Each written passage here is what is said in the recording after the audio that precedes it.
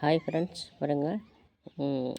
Daily வந்து நான் பாதாம் பருப்பு சாப்பிட்ணுன்னு சொல்லிட்டு இருந்தேங்களா, இன்றைக்கி வந்து நான் சாப்பிடல. அதனால சரின்ட்டு மதியம் வந்து இப்போ சாப்பாடு டிஃபன் சாப்பிட்டு படுத்துருந்தேன். கொஞ்சம் உடம்பு சரியில்லைக்கிறதுனால அப்புறம் மதியம் வந்து உரிச்சு கொண்டாந்து கையில் கொடுத்துட்டு போயிருக்கிறாரு. பாருங்கள், டெய்லி ஒரு 4 பாதாம் பருப்பு சாப்பிடுவேன்.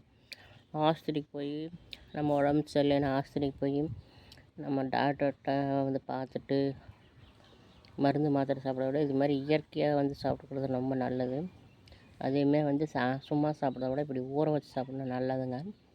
ஊற வச்சு தோல் உரிச்சிக்கலாம். ஒன்று வாயில் போட்டேன், 3 இருக்குது கையில்.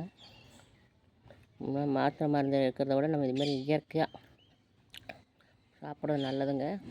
அதனால் இப்போ நான் சாப்பிட்டுருக்குறேன். பாருங்கள் ஃப்ரெண்ட்ஸ், நீங்களும் வந்து நான் டெய்லியும் ஒரு 4 பாதாம் பருப்பு சாப்பிடுவேன். அது நன்மைன்னு உங்களுக்கே தெரியும் நான் சொல்கிறத விட. ஓகே ஃப்ரெண்ட்ஸ், இந்த பெரிய ஒன்று காசில்